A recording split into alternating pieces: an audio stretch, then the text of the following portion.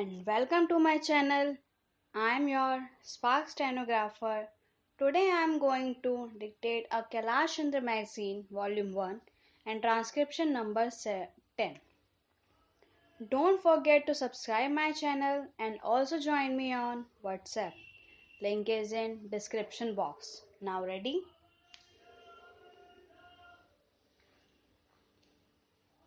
Ten-second, 5 second, start. In discussing the demands for grants of the Finance Minister, we have got to see to what extent the administration of this particular ministry has led to the development of our national wealth and the securing of the welfare which our state claims to have in view. Madam, we must try to analyze very carefully the working of this particular ministry because it is not merely a department of the government, so to say, but it is the nerve center of the administration of the country. I would like to first to refer to the role of foreign capital because in determining the manner in which the permission of capital issues has been granted by the particular administration, we should keep in our mind to what extent the interests of our nation have been served. I fully endorse the statement which the previous speaker has made so far as repartition of the investment made by foreigners and the profits are concerned. We have dealt with this topic quite a number of times and I do not want to retreat anything apart from only supporting what the honorable members who just now spoke said.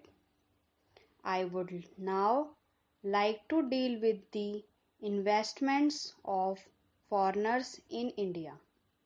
Madam, the government of our country accepted the propositions that in allowing foreign investment, it should come in only in such industry and such form of production wherein our national investors will not come forward and in which technical skill is wanted. There is also one other factor which the industrial policy of our government of 1948 as enumerated further in 1949 by the Prime Minister laid down.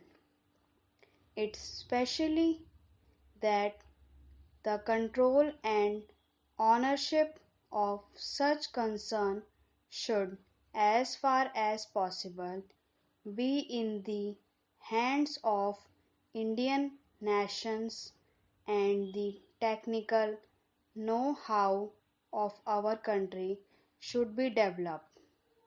I would like to emphasize the figures that have been put forward for the last few years, from 1997 till the end of 2012 or the early part of 2012.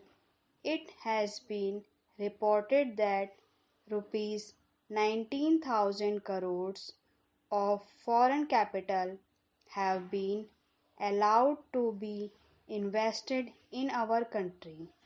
Of that, practically more than rupees 6,000 crore have been allowed to be invested in managing agencies and training enterprises in our country. So far as the government policy is concerned, we find that a sum of rupees 4 crores has been allowed to be invested this year. We do not know how it is to be used up. We have been told that during the period 2008 to 2013, nearly rupees 35 crores have been allowed to be invested in textile machinery and generally in the textile industry. We have seen to what extent cotton and jute have been dominated by the national capital and to what extent they play the role as against the demand for them. We know further what the government is doing in regard to these industries and how the Indian counterpart in these industries are behaving. Then why this further penetration of foreign capital? Even in regard to the expansion scheme, we find that paints, soaps, electric fans, and machine tools are some of the industries where the government has allowed foreign interests to establish or expand their factories. It will adversely compete with the production of country when the indigenous producer do not find any market in this sphere. Therefore, we have got to see to what extent the capital issue has been regulated by this government and particularly by the finance department so that the national well-being of the country could be guaranteed. Then we have got to look into the fact as to how far the new industries are allowed to function. So far as the oil refineries are concerned, some of them have been established and some more are going to be established very soon. In the control of the administration, the Indians have no share.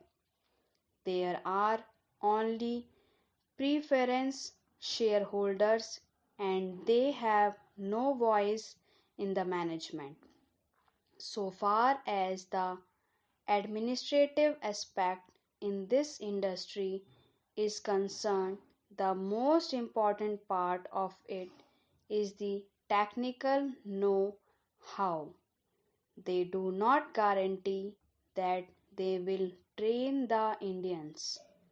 That means they say even after 20 years we will have to face the problem of the know how in respect of the oil refineries.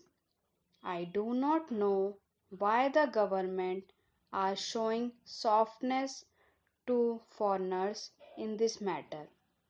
Then we have another investment in collaboration with the Indian chemical industries for the manufacture of civil explosives.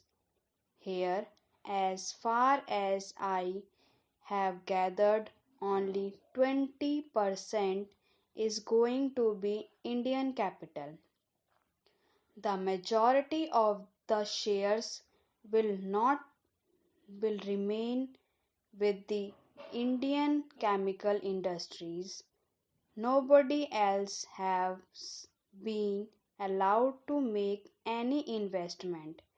It would have been better if other companies and private individuals had been given an opportunity to purchase the share. Stop.